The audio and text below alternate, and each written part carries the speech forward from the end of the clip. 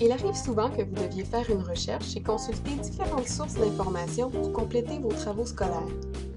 Lorsque vous trouvez une information intéressante, vous souhaitez l'inclure dans votre travail pour enrichir votre réflexion. Cette pratique est encouragée, certes, mais il est important de le faire de la bonne manière. Cette courte présentation a pour but de vous rappeler les grandes lignes de l'utilisation des sources dans vos travaux. Deux options s'offrent à vous. Dans un premier temps, vous pouvez utiliser une citation textuelle. Sinon, vous pouvez aussi utiliser le discours rapporté.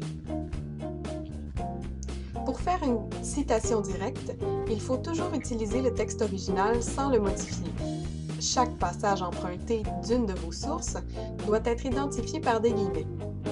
Afin de respecter la propriété intellectuelle, vous devez aussi ajouter une note de bas de page. Voici un exemple. Vous voyez ici une phrase tirée du livre Le Petit Prince.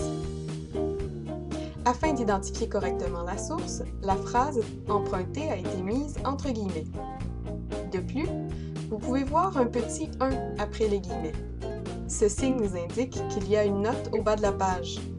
Cette note est très importante, car elle nous dit d'où vient la phrase et qui l'a écrite. Ces deux étapes, les guillemets et la note en bas de page, sont les étapes minimum afin de reconnaître que les idées présentées appartiennent à quelqu'un d'autre que vous. Maintenant, voyons la deuxième option. Le discours rapporté.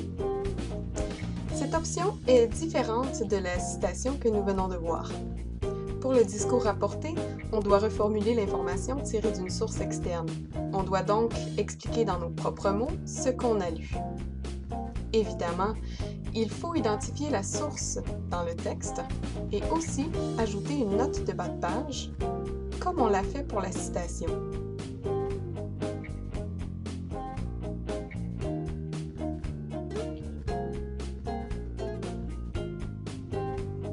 Voici un exemple.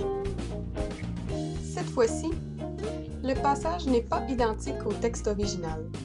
Il décrit l'intention de l'auteur en rappelant l'idée principale du passage choisi. Comme vous pouvez le voir, le nom de l'auteur du passage est mentionné directement dans le texte. Ceci permet d'annoncer que la prochaine idée n'est pas de vous, mais bien empruntée à quelqu'un d'autre. Pour compléter la référence, on ajoute une note de bas de page, comme on l'a fait dans l'exemple précédent.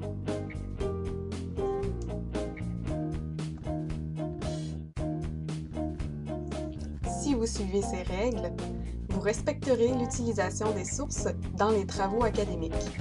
Évidemment, ces étapes ont été simplifiées afin de vous rappeler les points importants. Si vous avez des doutes ou désirez en savoir plus, n'hésitez surtout pas à contacter vos enseignants ou à poursuivre vos recherches sur Internet. Bonne chance!